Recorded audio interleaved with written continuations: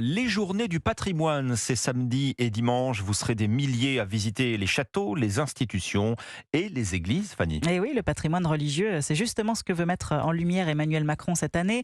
Vendredi, le chef de l'État se rendra en Côte d'Or. Au menu, visite de la collégiale Notre-Dame de Semur en Auxois, fleuron de l'architecture gothique en Bourgogne.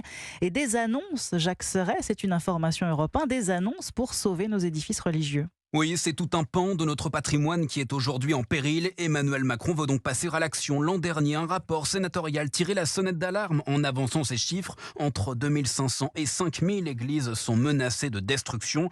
Car il faut dire que depuis la loi de séparation des églises et de l'État de 1905, les édifices religieux appartiennent aux communes. Ce sont elles qui sont responsables de leur entretien. Mais la loi ne fixe aucune obligation, sauf pour les bâtiments classés au titre des monuments historiques. Problème, les moyens financiers des municipalités s'avère bien souvent limité lorsqu'il s'agit par exemple de restaurer la charpente de telle ou telle église.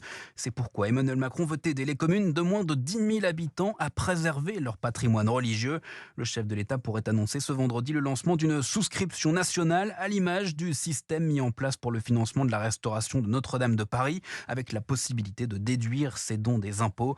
Une décision politique loin d'être anodine, tant les Français sont attachés à leur clocher, tant les élus de droite sont mobilisés sur cet enjeu. Jacques Serret du service politique d'Europe 1.